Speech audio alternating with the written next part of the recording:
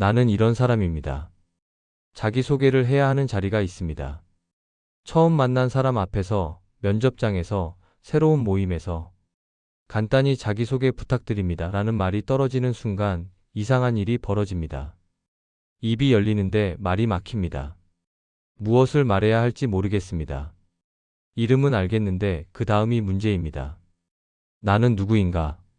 나를 어떻게 설명해야 하는가? 머릿속이 하얘집니다. 그래서 대부분 직업을 말합니다. 저는 회사원입니다. 저는 대학생입니다. 저는 주부입니다. 직업을 말하고 나면 할 말이 없어집니다. 직업 말고 나를 설명할 수 있는 게 뭐가 있을까? 잠시 생각해 보다가 결국 별거 없어요로 끝냅니다. 웃으면서 말하지만 웃음이 어색합니다. 새로운 사람 앞에서 자신을 낮추는 말버릇이 있습니다.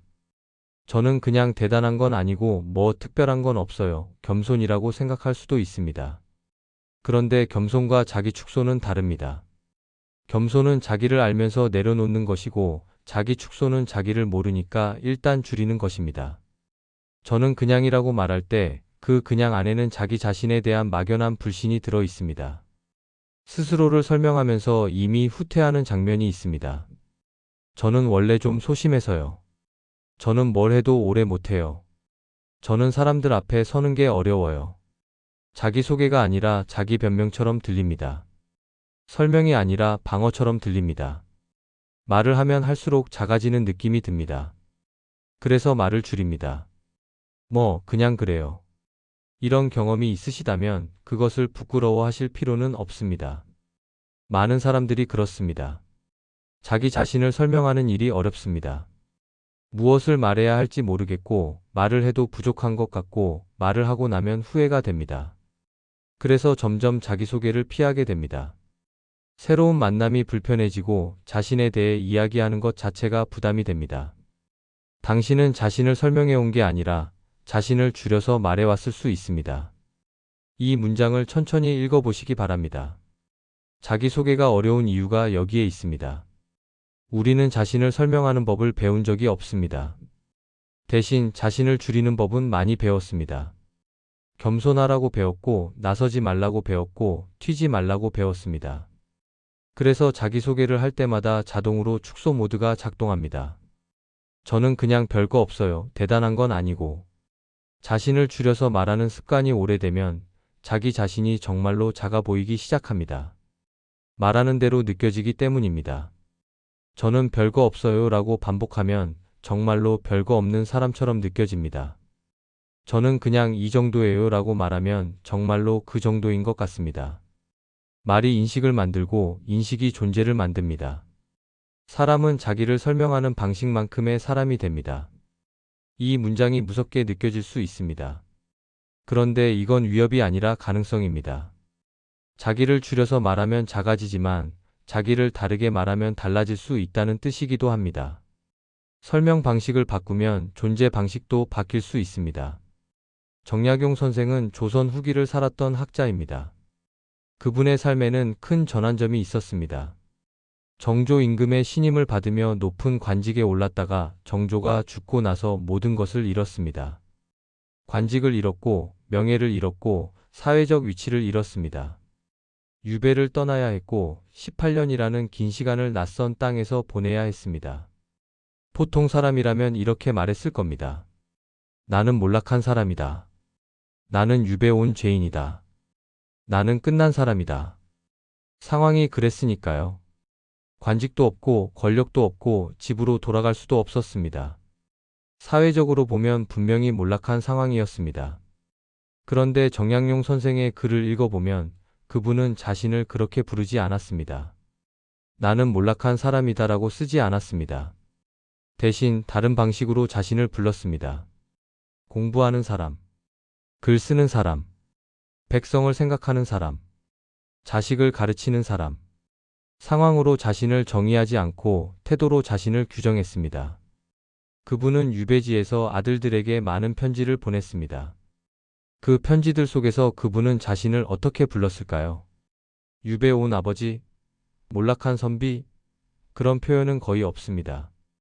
대신 가르치는 사람으로서, 공부하는 사람으로서, 사람다움을 추구하는 사람으로서 자신을 드러냅니다. 유배지에서 보낸 편지에 이런 대목이 있습니다. 학문에는 차례가 있으니 먼저 덕행을 닦고 문예를 나중에 한다. 안에서 먼저 자기 수양을 하고 밖으로 먼저 몸가짐을 바로잡는다. 의관을 바르게 하고 표정을 엄숙하게 하며 집안 사람에게 효도와 공손을 다하고 향당에서 부끄럽지 않게 행동하면 이것이 덕행의 첫걸음이다. 정약용 유배지에서 보낸 편지 중에서 이 문장에서 중요한 것은 그분이 유배지에서도 여전히 학문과 덕행과 수양을 말하고 있다는 점입니다. 상황은 가장 낮은 곳이었지만 자기 정의는 여전히 높은 곳을 향하고 있었습니다. 유배 온 사람이라는 상황이 아니라 덕행을 닦는 사람이라는 태도로 자신을 규정했습니다. 여기서 중요한 구분이 있습니다. 정약용 선생은 직함으로 자신을 정의하지 않았습니다. 직함이란 무엇입니까?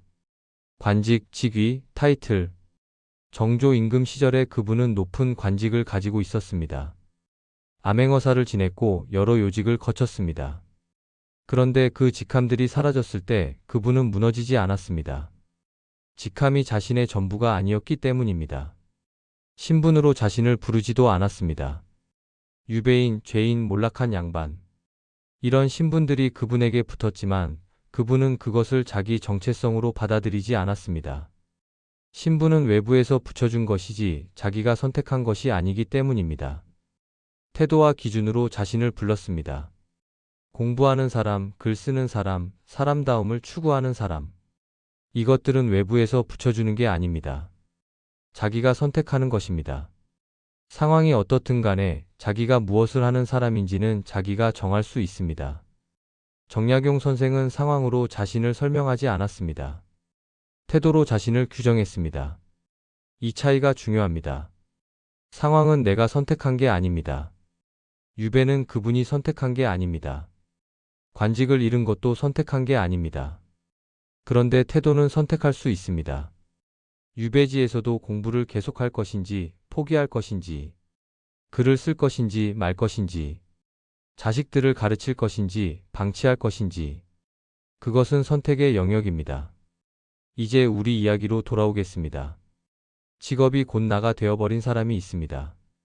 저는 회사원입니다 라고 말할 때 그 문장이 자기소개의 전부가 됩니다. 회사를 그만두면 어떻게 될까요? 저는 전 회사원입니다 라고 말해야 할까요? 직업이 사라지면 자기소개도 사라지는 구조입니다. 실패한 사건을 자기소개처럼 쓰는 사람이 있습니다. 저는 사업에 실패한 사람이에요. 저는 이혼한 사람이에요. 저는 시험에 떨어진 사람이에요. 사건이 정체성이 되어버렸습니다. 그 사건 말고 자신을 설명할 수 있는 게 없는 것처럼 느껴집니다. 관계에서의 위치로 자신을 규정하는 사람이 있습니다. 저는 누구의 아내예요. 저는 누구의 엄마예요. 저는 누구의 부하 직원이에요. 관계가 바뀌면 자기 정체성도 흔들립니다. 이혼하면 누구인가요? 아이가 독립하면 누구인가요? 회사를 그만두면 누구인가요? 타인의 평가를 정체성으로 삼는 사람이 있습니다. 저는 성격이 좋다는 말을 많이 들어요. 저는 일을 잘한다는 평가를 받아요. 타인이 좋게 평가해주면 자신감이 생기고 나쁘게 평가하면 자존감이 떨어집니다. 자기 정체성이 타인의 손에 달려있는 구조입니다. 이것을 자존감 문제로 축소하고 싶지 않습니다. 자존감이 낮아서 그래요라고 말하면 간단해 보이지만 그건 정확한 진단이 아닙니다. 이건 자존감의 문제가 아니라 정체성 위임의 문제입니다. 정체성 위임이란 무엇입니까? 자기 정체성을 결정할 권한을 외부에 맡겨버리는 것입니다. 직업에게 맡기면 직업이 자기를 정의합니다. 사건에게 맡기면 사건이 자기를 정의합니다. 관계에게 맡기면 관계가 자기를 정의합니다. 타인에게 맡기면 타인이 자기를 정의합니다. 문제는 이 외부의 것들은 모두 변할 수 있다는 점입니다. 직업은 바뀔 수 있습니다. 사건은 계속 일어납니다. 관계는 달라집니다. 타인의 평가는 하루에도 몇 번씩 바뀝니다. 정체성을 외부에 위임해버리면 외부가 변할 때마다 자기 자신이 흔들립니다. 그래서 나는 누구인가라는 질문에 대답하기가 어려운 겁니다. 대답의 재료가 전부 외부에 있으니까요. 외부가 안정적일 때는 대답할 수 있지만 외부가 흔들리면 대답도 흔들립니다.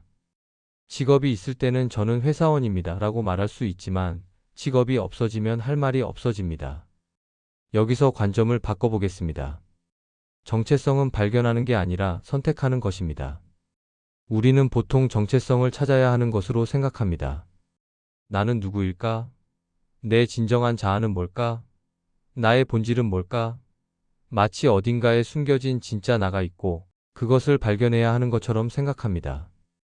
그래서 자기 탐색을 하고 성격 테스트를 하고 전문가에게 상담을 받습니다. 진짜 나를 찾기 위해서. 그런데 만약 찾아야 할 진짜 나가 없다면 어떨까요? 정체성이 발견하는 게 아니라 선택하는 것이라면? 어딘가에 숨겨진 본질이 있는 게 아니라 내가 선택하는 대로 만들어지는 것이라면? 이 관점에서 보면 나는 누구인가라는 질문은 틀린 질문일 수 있습니다. 더 정확한 질문은 나는 어떻게 살 것인가입니다. 누구인가를 찾는 게 아니라 어떻게 살 것인가를 정하는 것. 발견이 아니라 선택. 탐색이 아니라 결정. 나는 누구인가 보다 나는 어떻게 살 것인가가 더 정확한 질문입니다. 정약용 선생이 그랬습니다. 그분은 나는 누구인가를 고민하는 대신 나는 어떻게 살 것인가를 결정했습니다. 유배지에서 공부를 계속하기로 결정했습니다. 글을 쓰기로 결정했습니다. 자식들을 가르치기로 결정했습니다. 백성을 위한 책을 쓰기로 결정했습니다. 상황이 그분을 규정하도록 내버려 두지 않고 자기가 선택한 태도로 자신을 규정했습니다. 정체성에 대한 몇 가지 문장을 드리겠습니다. 이 문장들을 천천히 읽어보시기 바랍니다. 정체성은 성격이 아니라 방향입니다. 성격은 타고납니다. 내향적인 성격, 외향적인 성격, 꼼꼼한 성격, 대범한 성격. 이것들은 바꾸기 어렵습니다. 그런데 정체성은 다릅니다. 정체성은 내가 어느 방향을 향해 가고 있는가입니다. 어떤 가치를 추구하는가, 어떤 삶을 원하는가, 어떤 사람이 되고 싶은가. 이것은 선택할 수 있습니다. 성격은 바꾸기 어렵지만 방향은 정할 수 있습니다. 정체성은 감정이 아니라 태도입니다. 감정은 오르내립니다. 어떤 날은 자신감이 넘치고 어떤 날은 자존감이 바닥입니다. 어떤 날은 희망적이고 어떤 날은 절망적입니다. 감정을 정체성으로 삼으면 감정이 바뀔 때마다 자기 자신이 바뀝니다. 그런데 태도는 다릅니다. 태도는 감정과 상관없이 유지할 수 있는 것입니다. 기분이 안 좋아도 예의를 지킬 수 있습니다. 자신감이 없어도 노력할 수 있습니다. 희망이 안 보여도 포기하지 않을 수 있습니다. 정체성은 감정이 아니라 태도입니다. 정체성은 과거가 아니라 선택입니다. 과거는 바꿀 수 없습니다. 실패한 경험, 아픈 기억, 부끄러운 순간들. 이미 일어난 일입니다. 과거를 정체성으로 삼으면 과거에 갇히게 됩니다. 나는 예전에 이런 일을 겪은 사람이야가 나는 이런 사람이야가 되어버립니다. 그런데 선택은 다릅니다. 선택은 지금 할 수 있습니다. 과거에 어떤 일이 있었든 지금 무엇을 선택할지는 내가 정할 수 있습니다. 정체성은 과거가 아니라 선택입니다. 정체성은 선언이 아니라 반복입니다. 나는 이런 사람이야 라고 한 번 선언한다고 해서 정체성이 되는 건 아닙니다. 매일 반복해야 합니다. 선택을 반복해야 합니다. 태도를 반복해야 합니다. 행동을 반복해야 합니다.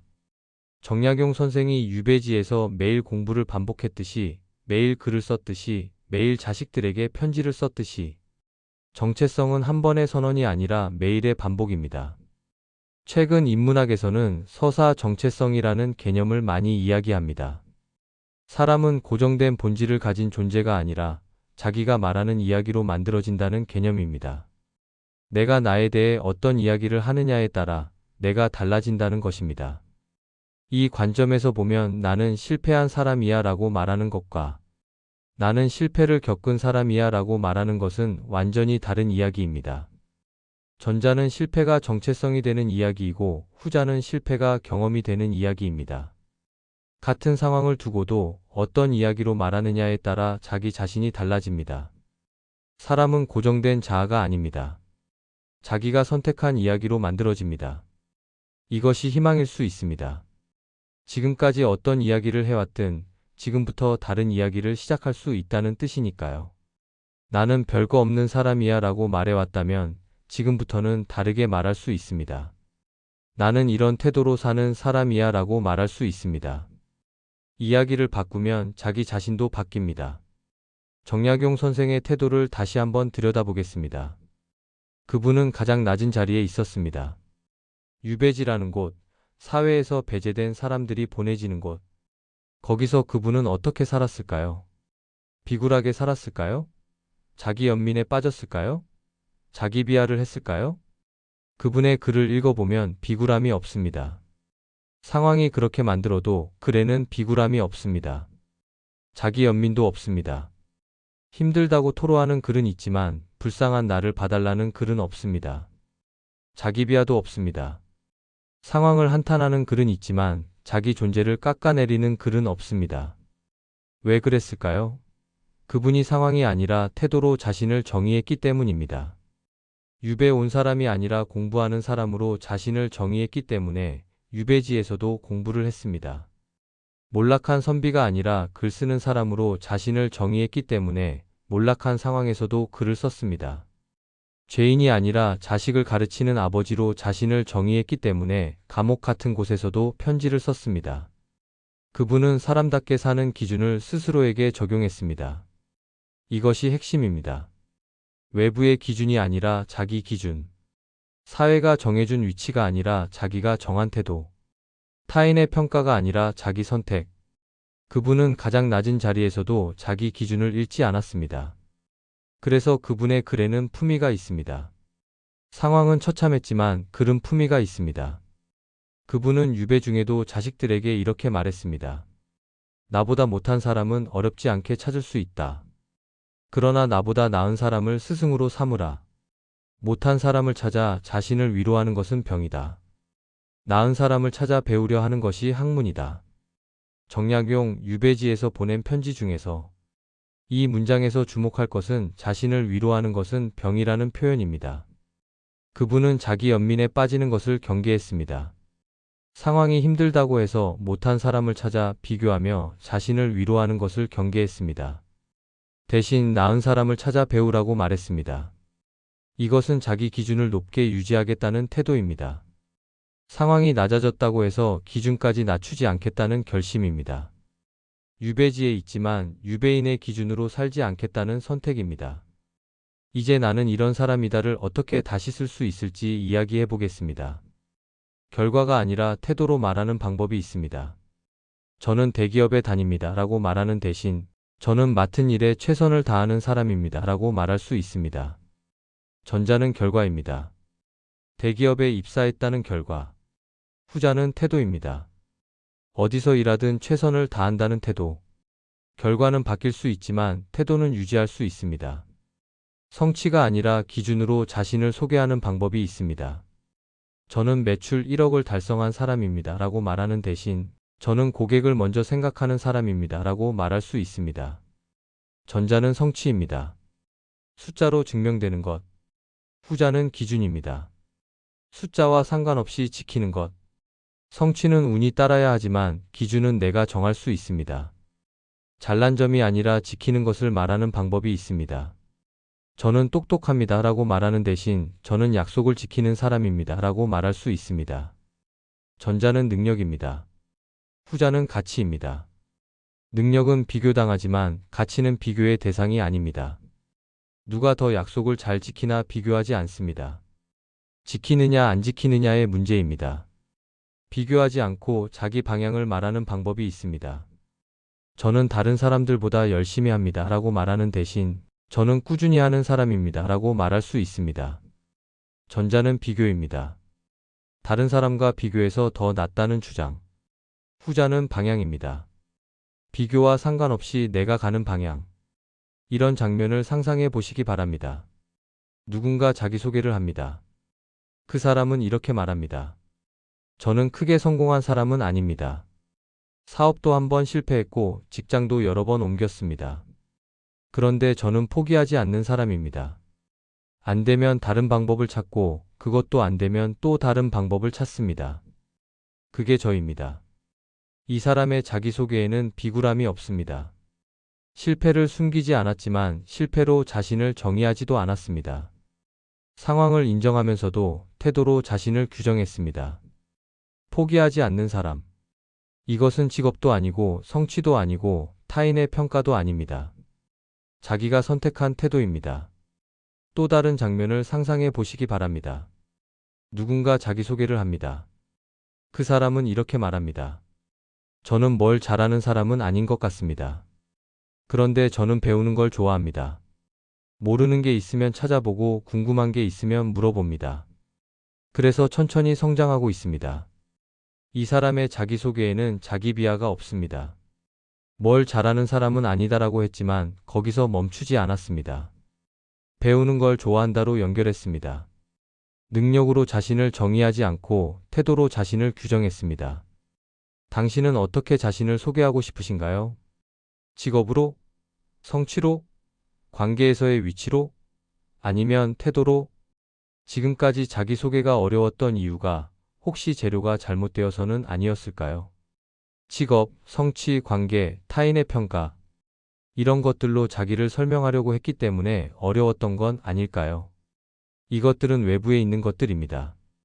바뀔 수 있고 사라질 수 있고 흔들릴 수 있습니다. 태도는 다릅니다. 태도는 내 안에 있습니다. 내가 정할 수 있고 내가 지킬 수 있고 내가 유지할 수 있습니다. 상황이 바뀌어도 태도는 유지할 수 있습니다. 몇 가지 문장을 다시 한번 드리겠습니다. 나는 이런 상황에 있는 사람이 아니라 이런 태도로 사는 사람입니다. 상황으로 자신을 정의하면 상황이 바뀔 때마다 자기 자신이 바뀝니다. 태도로 자신을 정의하면 상황과 상관없이 자기 자신을 유지할 수 있습니다. 정체성은 설명이 아니라 선택입니다. 자기를 설명하려고 하지 마시고 자기를 선택하시기 바랍니다. 나는 이런 사람이야를 찾으려고 하지 말고 나는 이런 사람으로 살겠어를 정하시기 바랍니다. 당신이 반복하는 것이 당신입니다. 한 번 선언한다고 정체성이 되지 않습니다. 매일 반복해야 합니다. 매일 같은 태도를 반복할 때 그것이 정체성이 됩니다. 당신이 지키는 것이 당신입니다. 잘하는 것이 아니라 지키는 것. 성취하는 것이 아니라 지키는 것. 남들에게 보여주는 것이 아니라 지키는 것. 그것이 정체성입니다. 당신은 아직 아무것도 아닌 사람이 아닙니다. 저는 별거 없어요 라고 말해왔을 수 있습니다. 그런데 별거 없는 사람은 없습니다. 다만 자기를 설명하는 방식이 잘못되어 있었을 뿐입니다. 직업으로, 성취로, 타인의 평가로 자기를 설명하려고 했기 때문에 별거 없는 것처럼 느껴졌을 뿐입니다. 당신은 선택 중인 사람입니다. 정체성은 완성되는 게 아닙니다. 계속 선택하는 겁니다. 매일 선택하는 겁니다. 어떤 태도로 살 것인지, 무엇을 지킬 것인지, 어느 방향으로 갈 것인지. 지금 이 순간에도 당신은 선택하고 있습니다. 당신은 자신을 만들고 있는 사람입니다. 정체성은 발견하는 게 아니라 만드는 겁니다. 어딘가에 숨겨진 진짜 나를 찾는 게 아니라 내가 선택한 대로 나를 만들어가는 겁니다. 지금 당신은 그 작업 중입니다. 정약용 선생의 삶을 다시 한번 떠올려 보시기 바랍니다. 그분은 관직을 잃었습니다. 명예를 잃었습니다. 사회적 위치를 잃었습니다. 그런데 자기 자신을 잃지는 않았습니다. 상황이 자신을 규정하도록 내버려 두지 않았습니다. 대신 자기가 선택한 태도로 자신을 규정했습니다. 유배지에서 그분은 500권이 넘는 책을 썼습니다. 목민심서, 경세유표, 흠음신서. 이 책들은 상황에 굴복하지 않은 사람이 쓴 책입니다. 나는 유배 온 사람이다라고 자신을 정의했다면 이 책들은 쓸 수 없었을 겁니다. 나는 백성을 생각하는 사람이다. 나는 공부하는 사람이다. 나는 글 쓰는 사람이다라고 자신을 정의했기 때문에 이 책들을 쓸 수 있었습니다. 그분의 삶이 우리에게 보여주는 것은 상황이 아니라 태도가 사람을 만든다는 것입니다. 어떤 상황에 있느냐가 아니라 그 상황에서 어떤 태도를 취하느냐. 그것이 사람을 결정합니다. 이제 어떤 사람으로 살지만 정해도 됩니다. 거창하게 선언할 필요 없습니다. 남에게 말할 필요도 없습니다. 그냥 자기 안에서 조용히 정하면 됩니다. 나는 이런 태도로 사는 사람이야. 그 하나면 충분합니다. 그것이 직업보다 오래 갑니다. 성취보다 오래 갑니다. 타인의 평가보다 오래 갑니다. 상황이 바뀌어도 태도는 남습니다. 그래서 태도로 자신을 정의하는 것이 의미가 있습니다. 다시 도전하라고 말하지 않겠습니다. 열심히 살라고 말하지 않겠습니다. 성공하라고 말하지 않겠습니다. 그냥 어떤 사람으로 살지만 정해도 됩니다. 그 하나면 충분합니다. 마지막으로 하나만 여쭤보겠습니다. 당신은 오늘부터 자신을 어떤 사람이라고 부르고 싶으십니까?